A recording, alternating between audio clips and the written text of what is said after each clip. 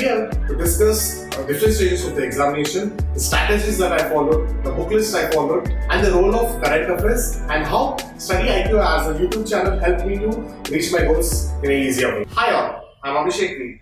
I recently got ranked 4th in Gazetted Professionals Examination conducted by the Karnataka Public Service Commission, popularly known as the KAS exam, and I've been assigned the role of Assistant Commissioner in Revenue Department. So first, let me tell you about myself. Okay, so I'm Abhishek.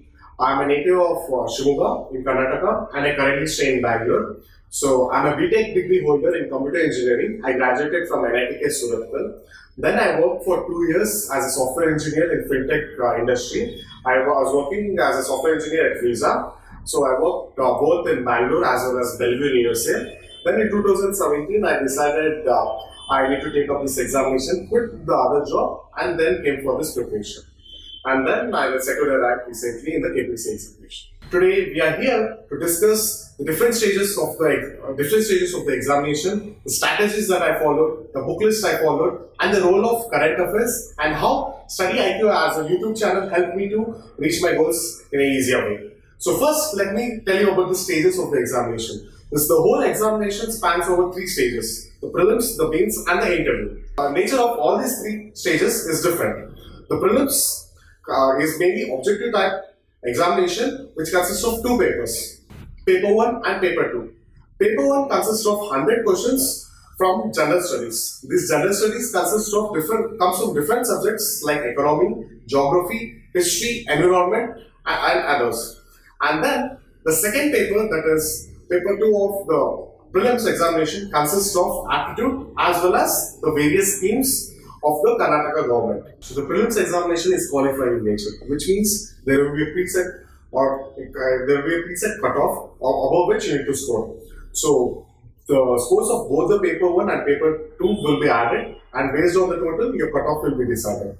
Okay. Then the next stage is the mains examination. Unlike the first stage that was the prelims, which was the objective type question, this examination is subjective in nature, which means you need to elaborate it right. So first of all, there will be 2 compulsory papers, the language papers, one of English and other of Kannada.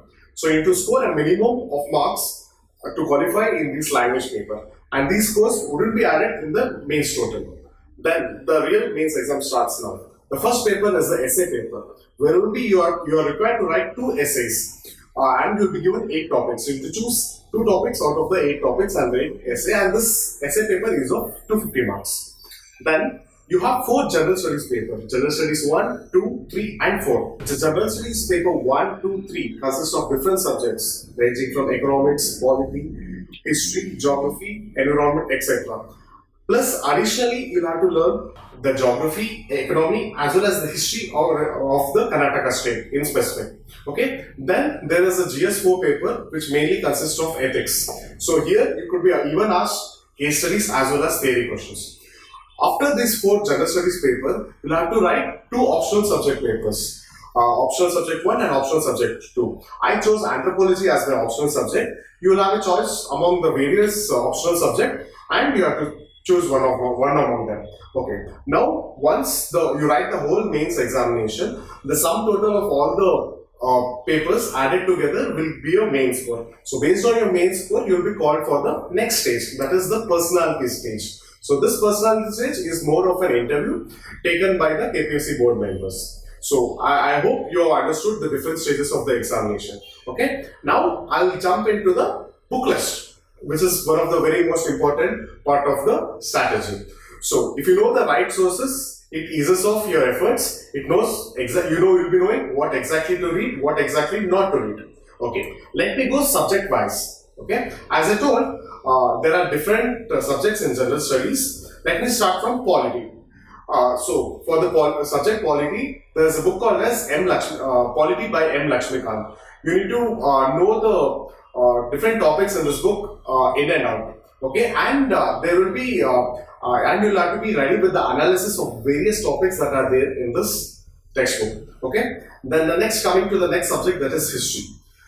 In this, you can divide it into different parts, the whole of the history. First, let me tell you about the Karnataka history, because this is something that is very new. So for Karnataka history, I referred a book called as Suryanath Kamath, in which different topics of Karnataka history was given. After that, you'll have to know the general history, that is the ancient, medieval and the modern history. For ancient and medieval history, you can refer the NCERT books. For the modern history, I personally refer the Spectrum book. Okay, so combine all these things together. Along with this, you need to prepare art and culture topic as well. Mainly there will be questions on, say, architecture, music, dance, along with this history questions. Okay, so this is the book list for the history. Now next, coming to the economics. As such, there is no specific book that I followed for economics, but I personally went through the whole syllabus, searched each word and found different sources from the internet and learned the concepts and the theory part. After that, I referred to a lot of current affairs from the newspaper, from different magazines and also from the StudyIQ YouTube channel, the different current affair videos, linked them to the main theories. And that's how I learned the economic part. Okay. Then next, coming to the environment part. The environment part can be easily dealt with a book called as by Shankar Publication. Along with that, you need to specifically read the environmental topics in specific to Karnataka state. For example, it could be the tiger reserves in Karnataka, the wildlife reserves, etc. Okay. The next part is the science and technology. In specific, just like economics, there isn't a specific book. What you can do is you can take up the NCERTs from class 6 to 10 and be preparing from that. Okay. Then the next part is geography, which is the last part of the GS, that is the general studies. For geography, for the Indian geography and the world geography, I would suggest you to prepare from the NCERTs class 6 to class 12 textbooks. Along with that, there is a book called as Physical Geography by G.C. Leong, which you need to refer. Okay, this is for the world and the Indian geography. In specific to Karnataka geography, there is a book called as book by author called as Rangna, using which you can know about the different geographies of Karnataka, the minerals, locations, wildlife, etc., soil type, etc. Okay, so this is more or less the book list that I followed. Along with this, especially when it comes to the GS3 mains syllabus, there are several topics which we don't know, which are very widely interpreted. So, and the GS3 paper consists of portions from different optional paper as well. Much of this can be classified as like public administration, sociology part, and the others. So for each of these topics, what you need to do is you need to take the keywords from the syllabus, search to the internet, or follow the different optional subjects, syllabus and the book list and come back to the original syllabus. But you need to restrict up to which level you want to elaborate on that. Okay, so this is the more or less the book list that I followed for this one. Okay, now let me come to the strategy part, which is the most important part for clearing this examination with a very good score. So as I told you, there are 3 stages. Okay, the prelim stage, you need to write the examination in objective, you have to write the objective type questions, and once you write it, since it's qualifying, the scores of prelims won't be added to the mains and the interview. So coming to the prelims, since it is objective type questions, first you need to know the syllabus in and out. Syllabus, what is there in the static syllabus as well as the current affairs. For the static syllabus, as I told, for the general studies, you can follow the book list. For the current affairs, you need to be very regular by reading the newspaper, getting updated by what is happening in and around you. In specific, since you are writing the Karnataka State's Public Service Examination, you are expected to know what is happening in Karnataka and in and around. This could be in form of the schemes, it could be in form of the current affairs that is happening. Also, there will be questions even from sports related to Karnataka. Okay. Once you have done all these things, the next step is putting this into test. So you can probably join a very good test series, which will help you in this preparation. It will aid you in knowing where you stand, what is your preparation strategy, where you stand, how well is your strategy, or you can decide if you want to make any changes to your strategy as a whole. Okay. Now, once you have done all this, you go to the examination with a calm mind. Since it's qualified in nature, you clear the cutoff with a good score and make sure that you clear the prelims examination. But the key here is practice as many MCQs as possible. Okay. Now let me jump to the mains part. So the very first part of the mains part is it's elaborate. It runs over many number of examinations. So as I told, there's a particular portion, the particular book list. You map both of these, and once you have mapped both of these, next step what you have to do is make notes of them. make concise notes of them so that they'll be easy for your revision purpose. Once you're done these things, just like your prelims, join any good quality mains test series, go attend, write the test every week or depending upon the frequency, get regular feedback and improve upon them. Okay? In specific, since it has even 2 optional subjects, make sure that the syllabus is completely done.